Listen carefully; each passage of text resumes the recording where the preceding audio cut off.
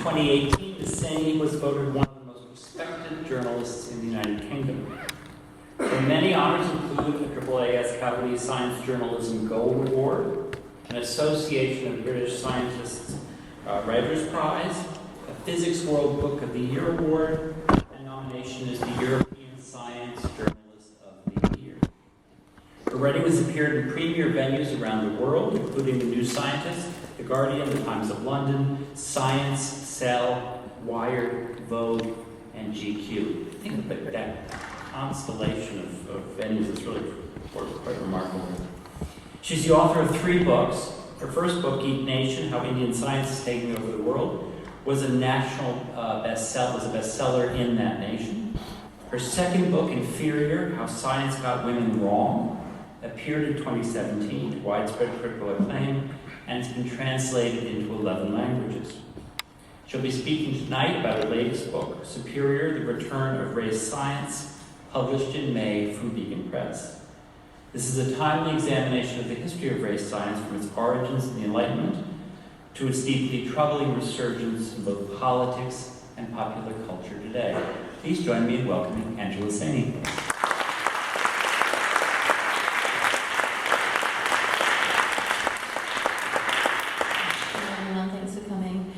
It's such a pleasure for me to be here, and I want to thank American University for inviting me, especially around Halloween. Although with politics the way it is, things are scary enough if you need Halloween at the moment. So tonight I'm going to talk about themes from my latest book.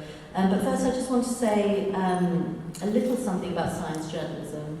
Science journalists, I think, play an interesting role in society because as far as many editors are concerned, we're kind of the fluff in their newsrooms, the kind of cuddly story providers about new snails in the rainforest, or whether red wine is good for you, or beef is good for you.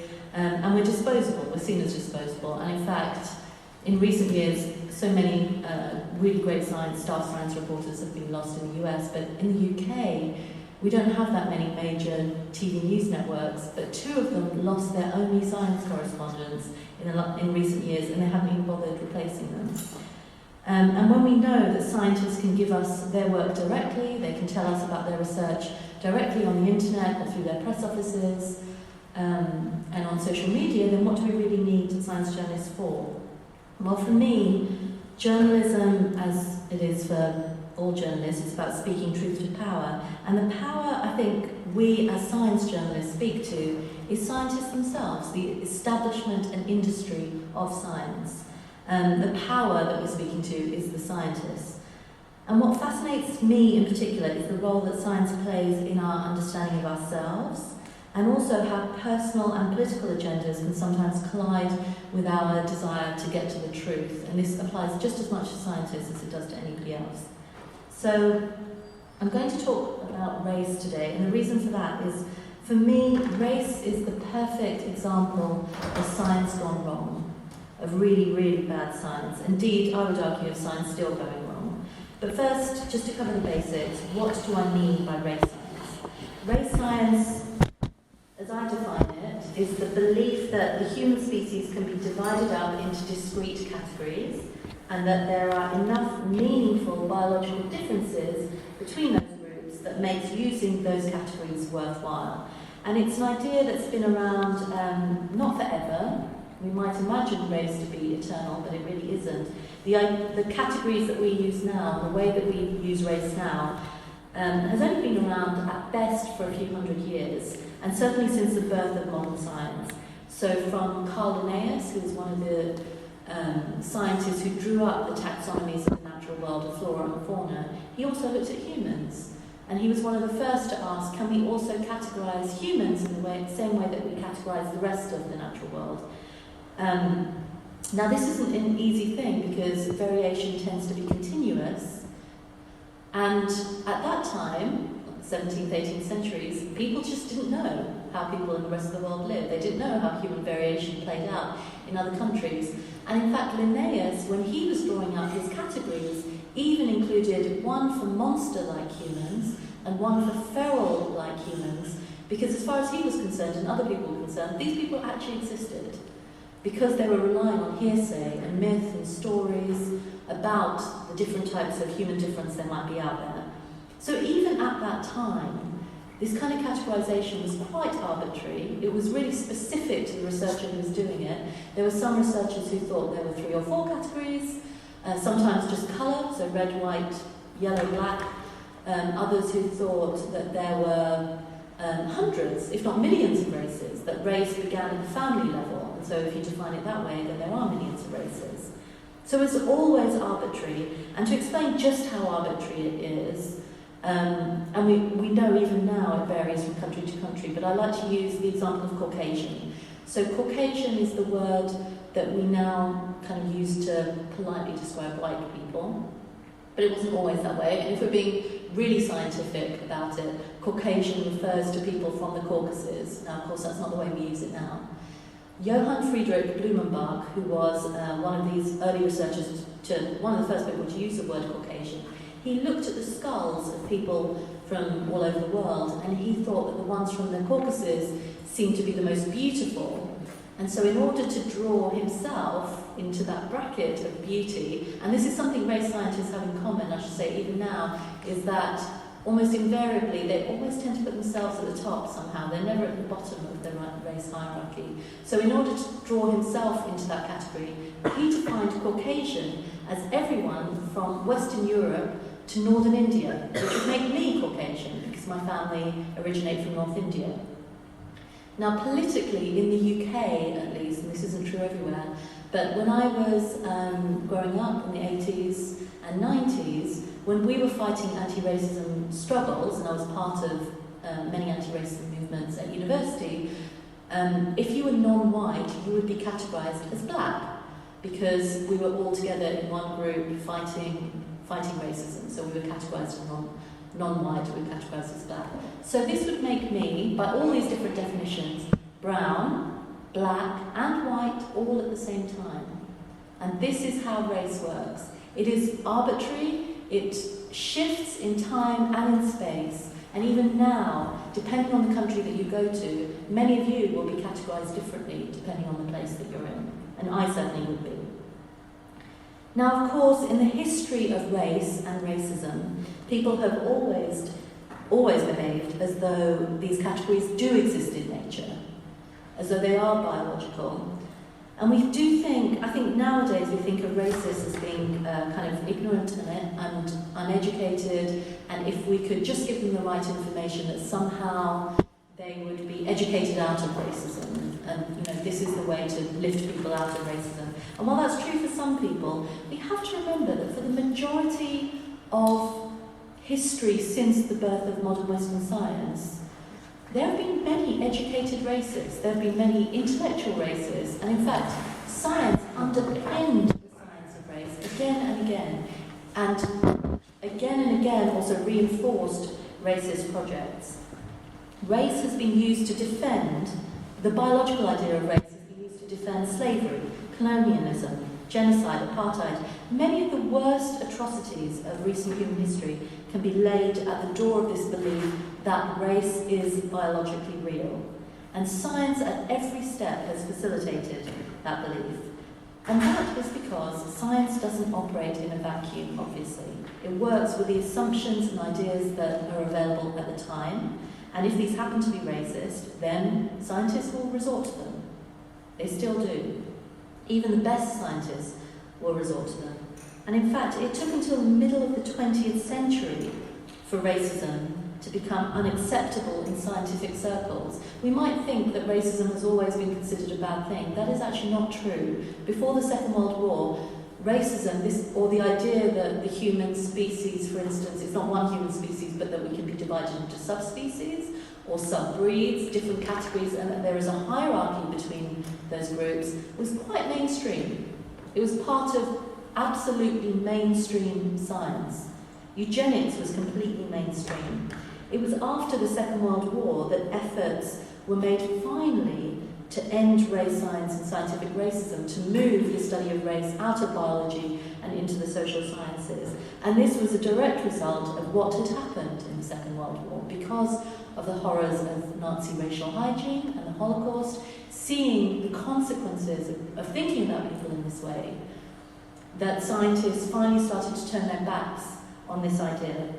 And this consensus, which happened not just scientifically but also politically, was set in stone by UNESCO, which brought together in the 1950s scientists and anthropologists, policymakers, to confirm once and for all that, and this might be shocking that someone even has to affirm this, but that we are one human species and that there is no biological basis for racism. This declaration really marked a turning point for everyone, because after this, the kind of intellectual racism that had been so commonplace in the 19th and early 20th centuries became completely unfashionable. Race research moved out of biology and into the social sciences because race was seen finally to be a social phenomenon, not a biological one. So in the study of racism and discrimination, the effect that has on our bodies and our minds and on society more generally, there is a wonderful body of work now in the social sciences that has been done since the 1950s, picking apart those ideas, but certainly not in biology. Race does not belong in biology. But that doesn't mean everything changed overnight. The world, obviously, in the 1950s and 1960s was not free of racism, and science was not yet free of racists, obviously. So this is Ottmar von Verschuer, a eugenicist and a Nazi race scientist who was actively involved in some of the most hideous experiments on Holocaust victims during the Second World War, some of them children, so the bodies of child concentration camp victims from Auschwitz. It's only relatively recently that the crimes of him and others have been laid completely bare by the Max Planck Institute, which is now the name of the institutes where he used to work, by going through their archives and looking at the history and picking apart actually what role did scientists play in the Second World War under the Nazi regime, what did they do? And von Verschuer is one of those, one of the worst to come out of this, and the Max Planck Institute has since apologised. Now, after the war, for understandable reasons, given that race scientists and eugenicists after the war, they moved into genetics. They moved into other ways of studying human difference. So the ways that weren't available to them anymore, eugenics and race science, now they moved into population biology or genetics because this was now seen as acceptable. So in von Verschuer, you can see that even the extremes of scientific racism didn't disappear after the war. Although they were small, and they were marginalised, there's no doubt, by the mainstream consensus, they were still there on the edges of science. And like I said, this shouldn't necessarily surprise us, because the edifice upon which human science had been built since the Enlightenment was the assumption that races did exist and that there was a hierarchy between us. So kind of letting go of that entire huge body of knowledge, all that work that had been done for hundreds of years and suddenly binning it, that is not what happened. The best researchers could do is try and leave that behind, but they couldn't leave it behind completely. So after the war, eugenics departments, like I said, that were quite usual before the war, you saw many of them at the top universities. In fact, the US was one of the centres of eugenics research. Hitler, in fact, drew his inspiration from American eugenics programs. After the war, eugenics departments slowly became renamed. People who might once have called themselves race scientists or eugenicists, like I said, started to call themselves geneticists or population biologists. But even then, eugenics died a very slow death. There were some sterilizations happening in countries into the 1970s, even into the 1990s. In fact, there was an entire movement after the war to rehabilitate eugenics, to take it away from what the Nazis had done. So there was this view that the Nazis had somehow corrupted the idea of eugenics, and that if we moved forward, we could have a better, more positive form of eugenics in the world. Now, among these post-war active eugenicists was this man, Reginald RugglesGames. He was a botany professor at King's College London, a eugenicist, a segregationist. He was briefly married to Marie Stopes, who is the equivalent of Margaret Sanger. So she was a birth control activist and a feminist icon for many now, but also she was a massive racist and a eugenicist. He was briefly married to her, and he very firmly believed that races had different origins, that people evolved on the continents on which their ancestors came from. And also, which wasn't completely unusual at the time, that we were different species. Gates, at the forefront of resistance to UNESCO's efforts to stamp out scientific racism, and he tried very hard to prevent the statements on race which UNESCO put out from them being put out in the version that they were. So he resisted it and he tried to change the language, and in fact scientists like him were successful in doing that because the statements were revised and toned down over the years because of resistance from scientists like him. So for example, the belief that, or the statement that we are one human species, in an earlier statement that was quite unequivocal, in a later statement there was some equivocation there. So there were scientists at that time who could not even agree that we were one human species in the 1950s. Now what happened with scientists like him, so von Verschuer, Reginald RugglesGames, many others dotted around the world, is that they were to a large extent marginalised by mainstream science because what they were saying was seen as so beyond the pale and so unacceptable, not just morally but also scientifically. It was running increasingly counter to the genetic evidence and scientific evidence that we had at the time.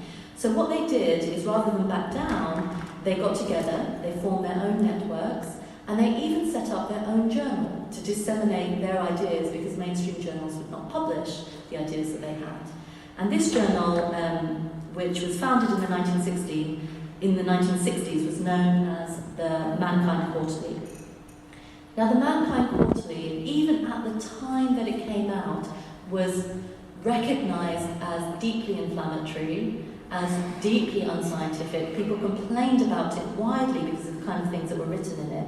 It was funded, if you're wondering how it managed to come into existence at all, it was funded by a wealthy multi-millionaire textile heir known as Wycliffe Draper, who was committed to segregation, to maintaining segregation in the United States. And he and others felt that if they could build a kind of intellectual case for race separation, that they could somehow lobby those in power, policymakers, into maintaining segregation and stopping the cause of desegregation.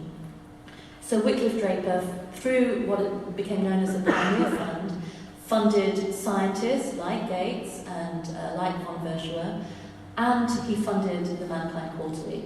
In fact, he kept funding these organisations for many, many decades, and many of the big scientific races of the second half of the 20th century were funded by the Pioneer Fund, some of them hundreds of thousands of dollars. In the earliest editions, now we have to remember at that time there were prominent people within mainstream academia who held these views, and among them was Henry Garrett, who was a very prominent psychologist. He believed that races mixing would be dangerous. He called it hybridization, so this view that we are different breeds or different species, and that if people of different races or different heritages were to have children together, they would be genetically deformed in some way. They would have physical and mental abnormalities. This fear of miscegenation, as it was called at the time, was real. There were lots of people who in the 20th century, early 20th century believed this. And Garrett was one of those, along with people like Gates, who really pushed this idea that racial mixing was a bad thing. Garrett believed that black people were, in his words, less intelligent and more indolent than the white. There were other people who wrote for the Mankind Quarterly who thought that black women should be sterilised because their babies would be naturally inferior. So like I said, at the time, many scientists were up in arms about this journal. They didn't just complain about the poor science, the poor scholarship. There was one review that I read, I think it was in Science, that even complained about the number of typographical errors. You know, it was just so poor in quality, and there were widespread calls for the journal to be shut down, but it wasn't shut down, and in fact the Mankind Quarterly is still in publication today. So you can still read it if you go online. And when I was writing Superior, I actually interviewed the man who was the editor at the Mankind Quarterly at the time, although he's since moved on. So this kind of material, now, in the age of the internet, in the age of social media, has a power in ways that it didn't have before. So like I said before, these networks existed, but they communicated in very covert ways through letters and through newsletters. That's all they had. They didn't have any other way of doing it. But now we have the internet, and these people have different channels of accessing each other, of growing their fan base, if you like, growing their networks and disseminating the kind of information that you see, or disinformation that you see in the Mankind Quarterly.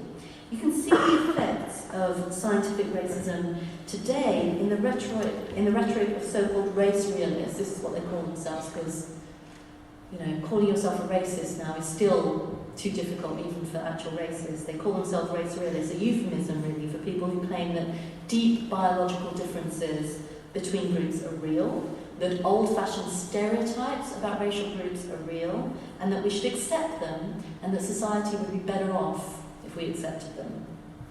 So we go from people who wrote for the Mankind Quarterly in the 1960s and 1970s, some of them into the 90s and 2000s, like Arthur Jensen and Jean-Philippe Rushton, both dead now, who very firmly believe that black people were innately less intelligent than white people, to the present day, to people like Steve Bannon and others on the alt-right. Steve Bannon, who told French nationalists in 2018, let them call you racist, let them call you xenophobes, let them call you nativists, wear it as a badge of honour. These are not tenuous links that I'm making. There is a direct continuation from the theories and ideas that were nurtured after the Second World War, all the way to the present day. The kind of ideas that you hear on the far right now, did not emerge out of a vacuum. They were being nurtured and carefully honed and manipulated over decades. People were waiting for the right political time to be able to raise them up again and bring them into public discourse, and they've done that. So once upon a time they were under the radar. They don't need to be under the radar anymore. And in fact, there are people I have interviewed who have said that they don't even need publications like the Mankind Quarterly anymore, because they can get this kind of material published in mainstream publications online, which is, for me, the scariest thing of all. For today's race realists, or scientific racists, or just racists, however you want to call them, they want to be able to say that racial difference is real, that it's biological, because if they can make that argument, then inequality is real, it's natural. Then we don't have to do anything about it. Then we don't need to fix the problems in society. We don't need to equalise living conditions or have equal opportunities or affirmative action, because this is just how things shake out. This is naturally how things shake out. This is the claim they want to be able to make using biology. And for me, this is what race science is today. It is an attempt to rationalise inequality by rooting difference in our bodies rather than in society. But I'm not here to call out individual racists or marginal journals. I think there will always be people in the world, sadly, who will reach for extreme political opinions and who will try and manipulate the science in order to shore up whatever political opinions they have. For me, the bigger question as a science journalist is, to what extent have scientists really convinced us that race and racism really are unjustified by science? How have they really affirmed in the last 70 years, since that UNESCO statement, that race really is a social construct? And this is where things become more murky. So although the second half of the 20th century did see an end to the kind of overt scientific racism in mainstream academia and publishing, the idea of race, like I said, never really went away. Like I said, the eugenicists of the past became the geneticists of the future. The language did change slightly. The frameworks did change slightly. And genetics did feel, to modern-day scientists, as a more technical, rigorous, and less suspicious way of studying human difference. Because it's not about measuring skulls or looking at hair texture or skin colour. It's about looking at molecular difference, something deep in our bodies. So it just feels more technical, more scientific. But the categories never disappeared completely, and the language and the ideas and the frameworks, the ways of thinking about how difference plays out, in our species never completely changed. And this meant that even good, well-intentioned, even anti-racist scientists who recognised the moral and scientific need to move on didn't necessarily completely let go of the race science of the past. So let's take population genetics as an example. Here is a field that became popular after the war, not just in Europe, but in South America, in India, Brazil, all over the world. And it was, in a way, bridging the old race science with new modern genetics. It was kind of the break from the past, but also the link to the past in some ways. Population geneticists study human differences between groups of people, so in that way it feels a bit like race science, but they will never use the word race. In fact, they will go to ridiculous lengths not to use the word race. And when you talk about the categories that they're using, they will use any other word except race to describe them. They will say population group or ethnicity or something else. And they won't talk about racial difference. They'll talk about the statistical probability of gene frequencies between groups. But they are still grouping people, and sometimes along the same old-fashioned lines that people did before the war.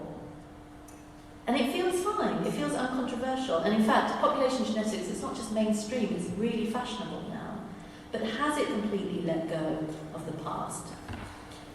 Now, last year I interviewed one of the world's leading population geneticists, one of the people who founded the field of population genetics. He was in his 90s then, sadly he died in the summer, I spoke to him just before that. Luigi Luca Cavalli Sforza is a hero to many in his field, to most population geneticists, and not just for his science, but also because he took such a firm and principled stance as an anti-racist.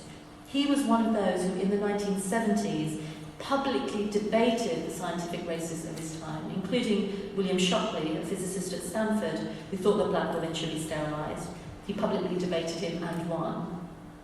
Yet, at the same time, even when I interviewed him last year, he was so firm in his anti-racism, so firm in his belief that we need to fight this kind of scourge of racism in the world. And yet, even then, despite being firmly left-wing, liberal, avowedly anti-racist, in his interview with me, and he was talking about mixed race or mixed heritage people, he was saying, in the past people used to fear that there would be, like I said, this fear of miscegenation existed. And he said, but look how beautiful these people are, look how vibrant they are, vital they are, these hybrids.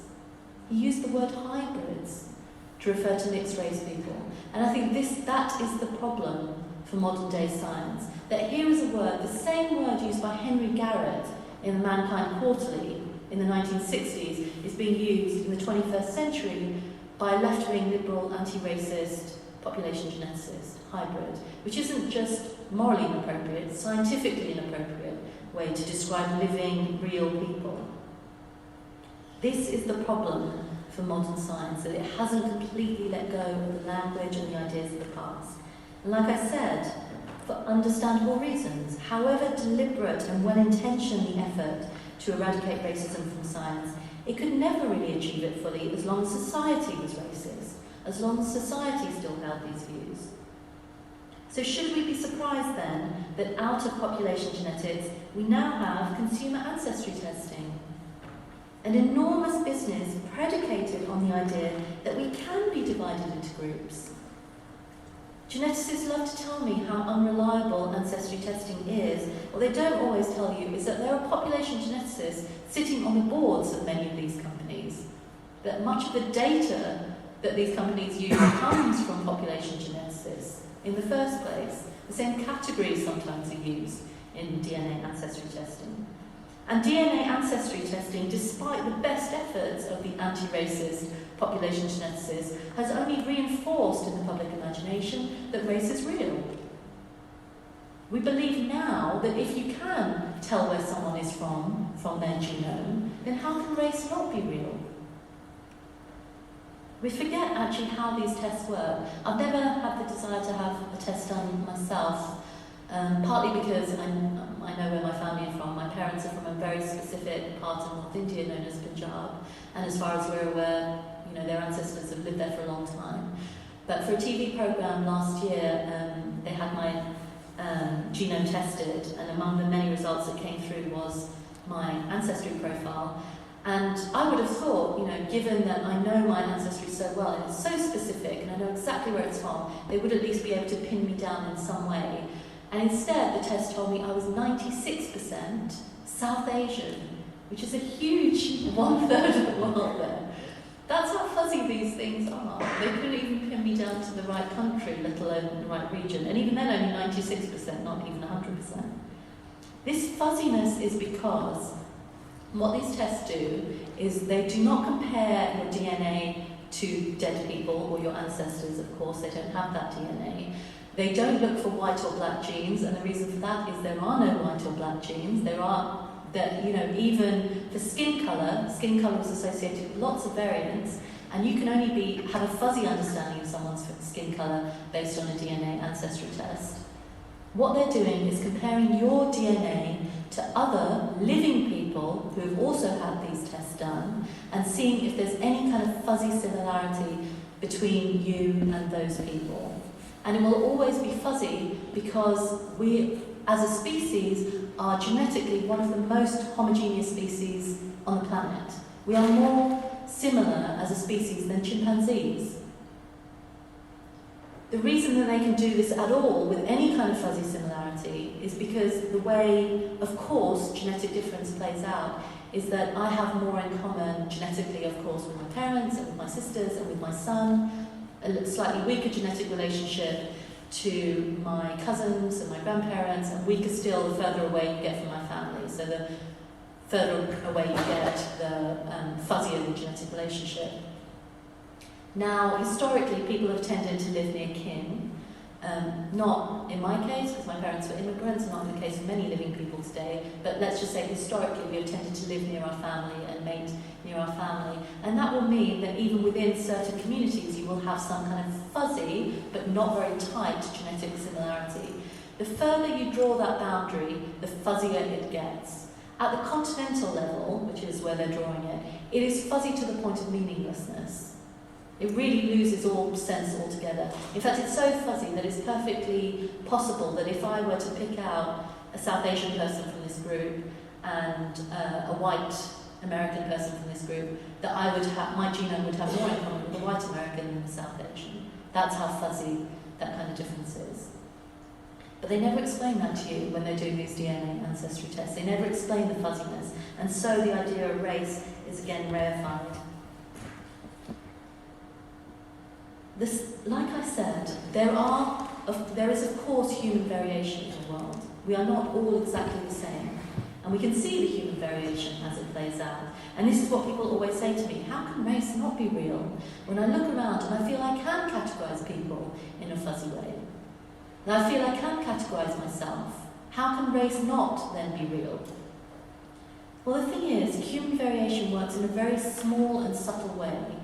And we, in the society that we live in, and it's different depending on the society that you live in, are tuned from a very young age to pick out the certain physical features that will allow us to place people in the social categories we have created, whatever those categories are.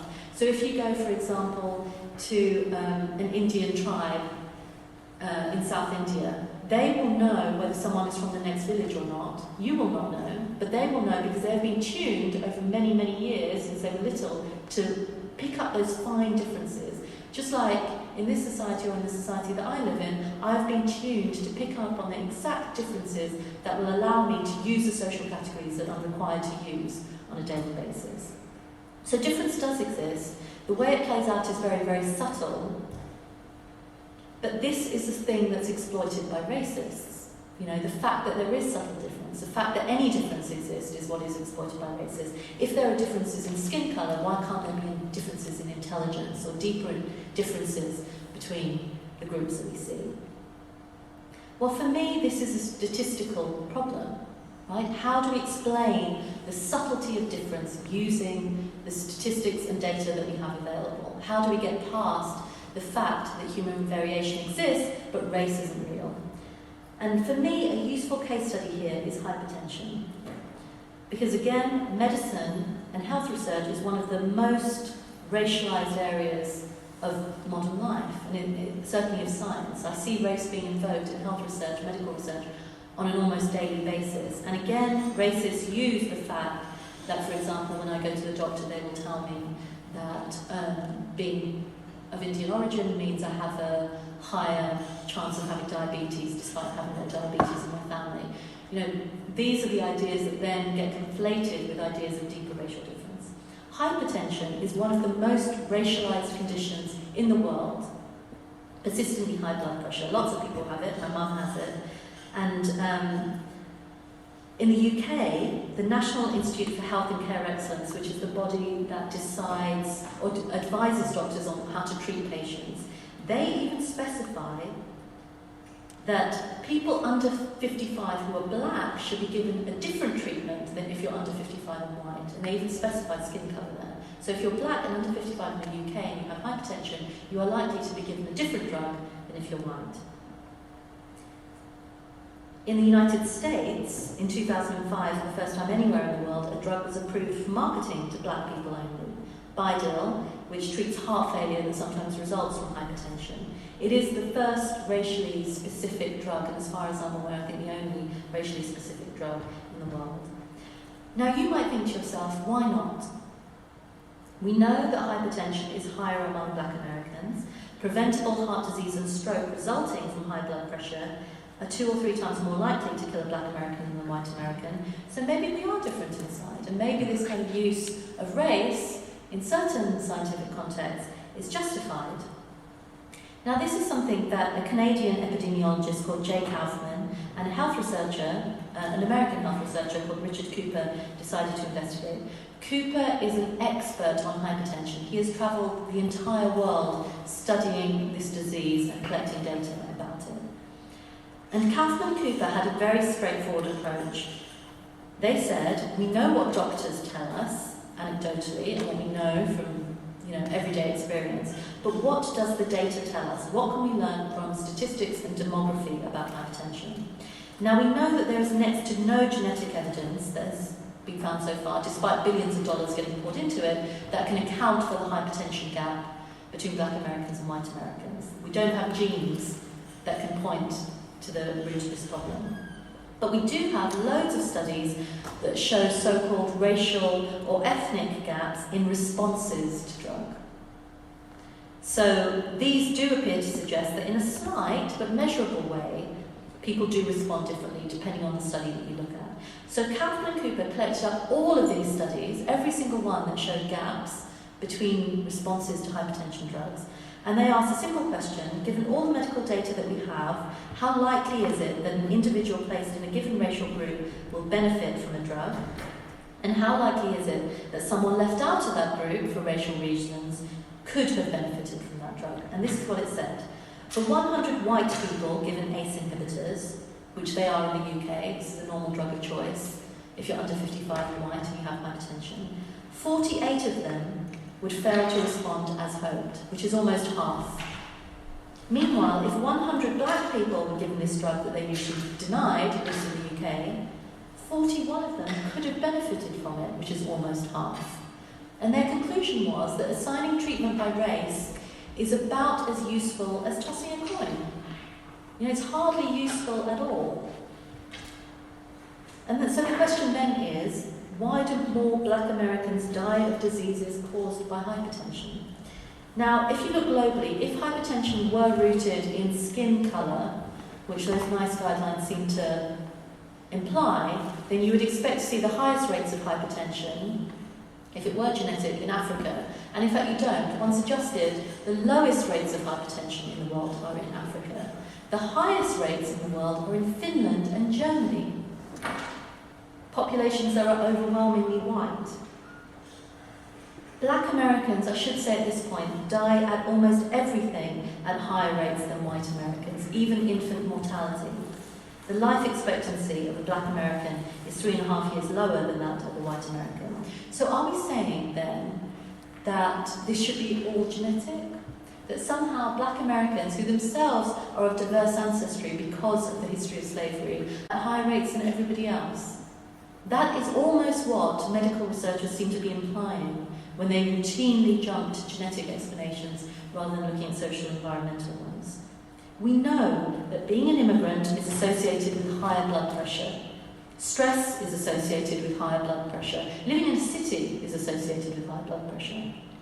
Having more years of education is associated with lower blood pressure. Now, in the UK, that life expectancy gap that I described between white and black Americans, we also see it in the UK between rich and poor people. And in fact, that's also exactly what you're seeing in the US, but for some reason it's racialised.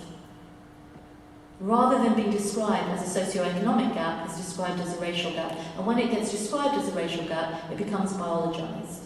Then it gets treated as a biological problem rather than a social environmental one, which it is. We know that black Americans have poorer standards of healthcare. They tend to live in poorer neighbourhoods, that they're exposed to more dangerous toxins in the environment, and they suffer the stress of structural racism. These are explanations that stare us in the face.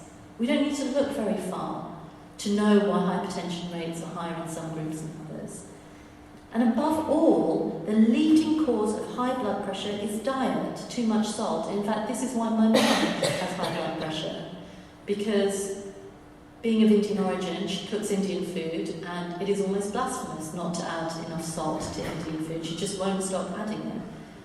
This is why Finland, and this is Finnish squeaky cheese, where diets are high in salty meat and cheese and lower in fresh veg, suffers the high rates of hypertension that it does.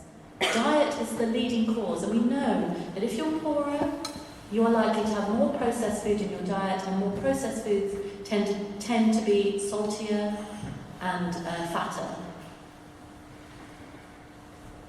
So like I said, when medical researchers look at black Americans dying of everything at greater rates, and imagine this must be rooted in genetics or biology rather than quite obvious explanations for most of the things that kill us, they're projecting contemporary notions of race onto the actual evidence. They're reconstructing truth around the idea of race. This is so ingrained, this way of thinking about human difference, and in fact, if anything, in recent years it has got worse, I think, because of the way we think about genetic difference and how that becomes conflated with human difference. That even well-intentioned, anti-racist, diverse, people from diverse backgrounds will fall into these traps again and again. It lets society off the hook for the damage caused by racism. The explanation for these gaps is almost always racism. And to routinely behave as though biology is to blame, I think, is to miss out such a big part of the story. I think what research like Kaufman and Cooper's shows is that, however hard it may be to believe, our traditional racial categories are actually very poor proxies for how real genetic human difference actually shapes out, even when it comes to health. And in fact, if you look at how genetics works in the human body, that's very easy to explain. So you might imagine that this is how human genetic difference plays out in populations, that there is some overlap, but that there is some distinction as well. In fact, it's more like this. It is almost entirely overlap. When people look for genetic differences between groups, they are looking at the very margins of the genome, and the reason that it's always statistical, that it doesn't apply to every member of the group, is because of all this overlap. The vast majority of human difference, of human variation, is individual variation, is difference from one person to the next, not between groups. So again, we might imagine that within groups there is some homogeneity, and like I said, within groups, that is where almost all the heterogeneity lies. The bulk of difference is within these social categories that we have.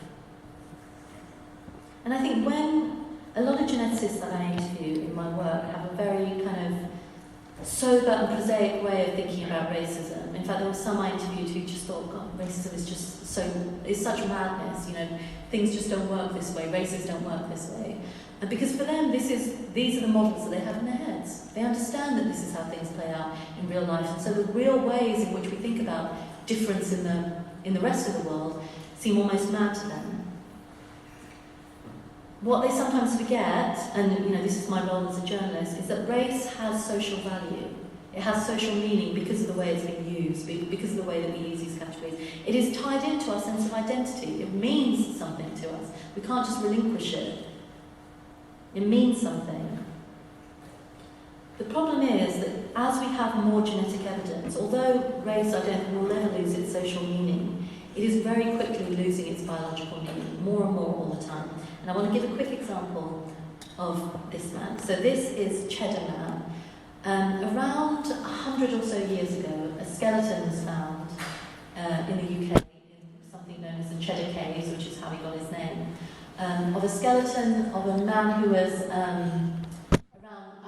around 10,000 years old, so 8 to 10,000 years old. Oldest skeleton ever found in Britain. And the first thing, obviously, archaeologists wanted to do was reconstruct what he might have looked like. And there was only so much you can really tell from looking at a skeleton. But this is what one of those reconstructions looked like. You know, they gave him white skin and we can't know when we had a moustache or how he wore his hair, but you know, this is a guess that he had brown hair and you know, this is what he looked like.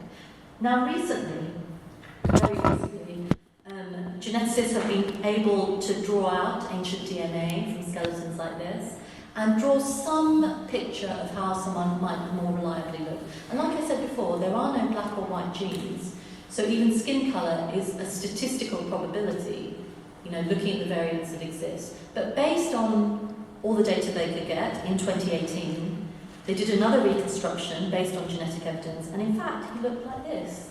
So this is one of the oldest humans to live in Britain. He had blue eyes and dark skin. And this, dark skin, so dark, by modern standards he would be categorised as black.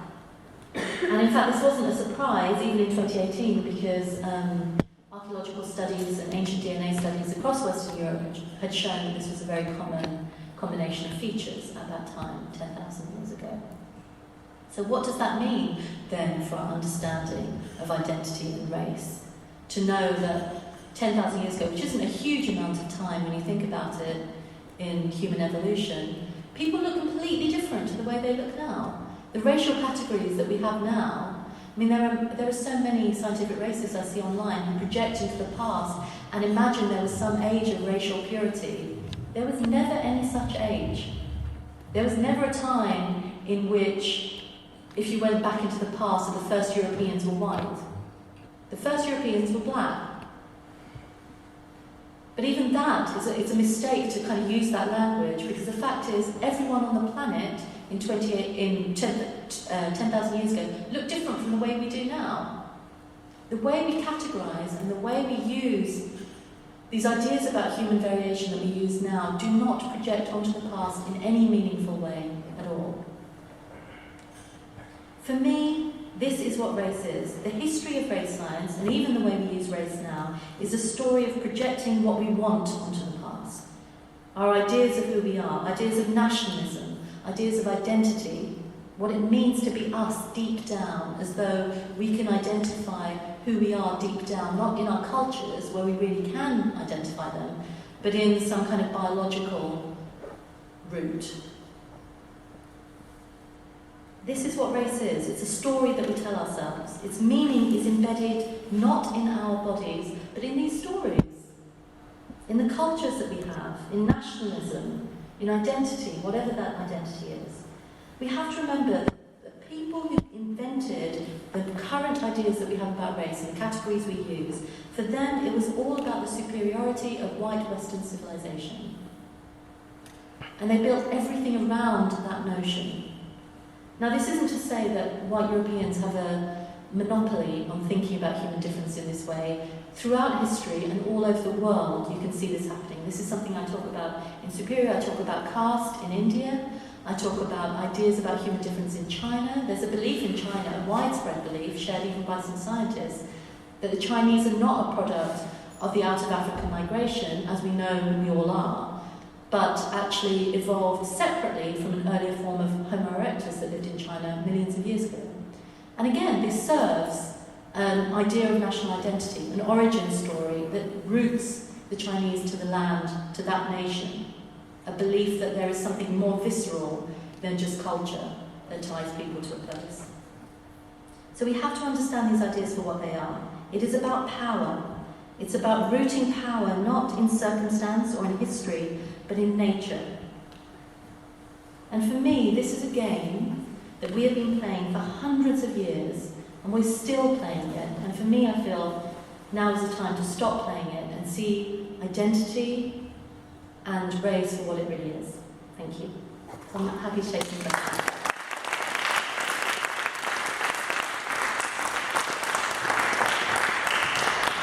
We have some microphones down here. If you'd like to come up to the microphones, we'll bring them out a little bit here.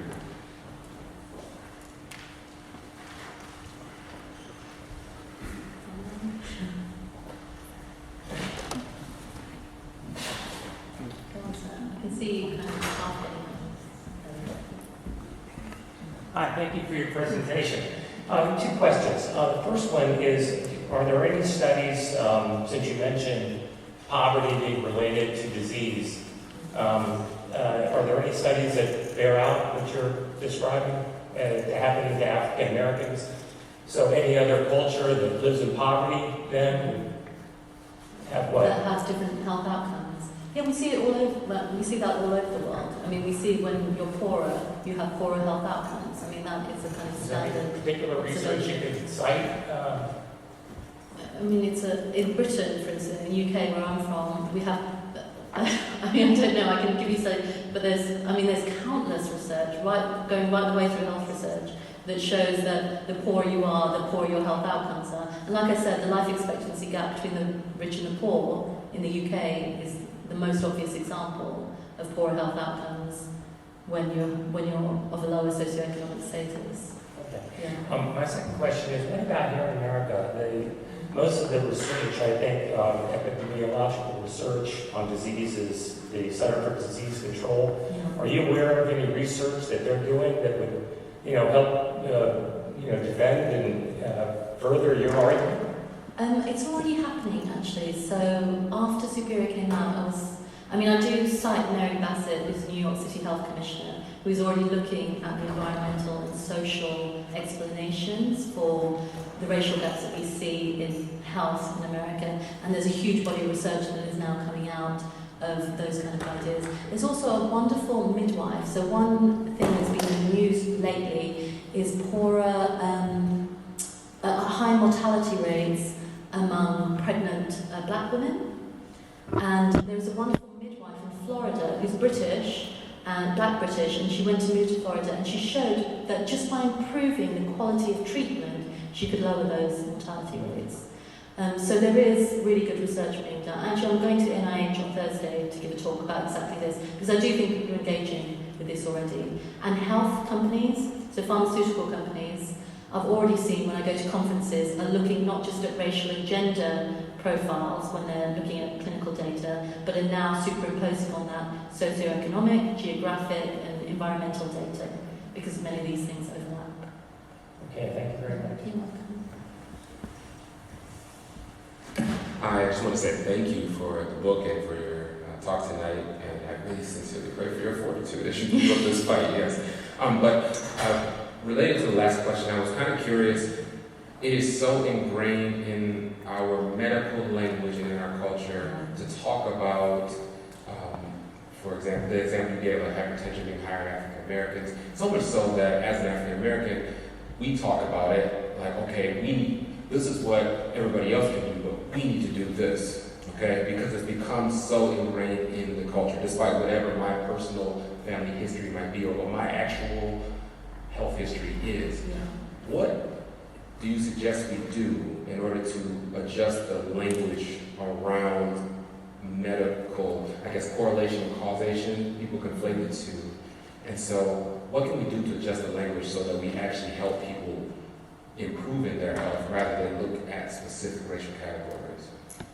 It's difficult. I know it's really tough because it's very easy as a shorthand for a doctor to be able to say that to a patient, you are of this ethnic origin, so I think you should take extra care about these things. Now, they are very often saying that for cultural reasons. So, for example, when the doctor tells my mum she has high blood pressure, she needs to have less salt, it has nothing to do with, it's because Indian people add too much salt to their food. But that isn't explained to her. That's just something that he or she will know from having looked at all the data, and that's just a final outcome. So I do think doctors need to take, and health researchers need to take more care in when they use race as a variable. to explain exactly why they're using it. It's almost always a proxy for something else. So in the case of hypertension, it's a proxy for stress and diet, almost always. In sickle cell, for instance, so sickle cell is a famously racialized disease. Now it's racialized in the US because people tend to be of, white Americans tend to be of Western European ancestry or European ancestry, and black Americans tend to be of West African ancestry. But it's not racialized globally. So globally, it's found in those regions of the world where malaria is common, because the sickle cell trait confers some resistance to malaria. And that means you'll see many white people around the world who have sickle cell trait, you'll see many black people. There'll be big regions of Africa where you don't see sickle cell. But it's racialized because of the demographics of the country that you're in. And so when we think of it as a black-white condition, in fact, that is only because that's only in America. It's not globally. And we conflate these ideas. We imagine that if we say that it's rooted in colour, and colour is biological, you can't change your colour, then it must be true universally, and it must be true throughout time. And it's never that way. So sickle cell here is a proxy for the geographical region where malaria is common. Hypertension is a proxy for diet and stress. Every condition that you can think of, almost every condition is a proxy for something else. Even things like Tay-Sachs. So people often bring up the Tay-Sachs example. Now we know that diseases run in families because of what I said before, that we're more genetically related to the people that we're close to. If you have a very closed, endogamous community, there is a likelihood that you will get diseases running through them, especially in that, a recessive one that would otherwise get pushed out of the population. In fact, you see it a lot in India because there's a lot of endogamous groups. Within India, you see very rare diseases. I mean, just the strangest diseases that you don't see anywhere else in the world pop up in certain families because of these cases of endogamy. That is purely a product of that group. It's not that in that group, everyone in that group shares all their, has some kind of huge genetic difference to everybody else in the world. It's just because there's a disease that runs through a family. So we have to be really careful, I think, that when we invoke race as a variable, we explain why we're doing it. And if we're using it as a proxy for something else, just use the thing that you're using it as a proxy for. Just talk about diet and stress, or talk about something else, or culture, or whatever it is. You don't have to use race, I don't think. And this is what I will always say to researchers, scientific researchers, is define your variables. That's the very least you should be able to do, really. We don't ever say to someone, if they're using height as a variable, just judge, just guess what their height is. But we do that all the time with race. We're just guessing. We're using people's socially defined categories when we use race biologically. I think that's the minimum we can expect from any researcher who uses race. Thank you. Hi. So when you talk about sort of scientists looking to race, and these sorts of not necessarily race, but basically race sort of things, of population genetics and all that sort of stuff, that they're looking towards something that is socially created, and that instead they need to look towards other social solutions, but race is sort of a depoliticized one, in that we think about race as not coming from the social, even if it is, but we think of things like poverty and all that sort of stuff as social but political in a way.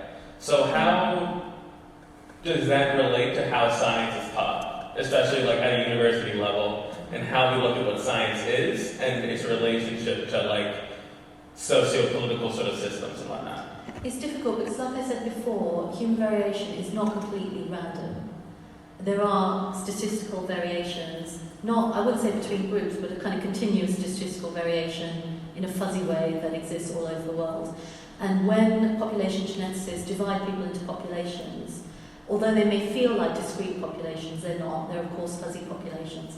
And explaining that statistical fuzziness and the fact that they're reaching into the very edges of our genome, even when they're looking for that fuzzy variation, is a very difficult thing to do.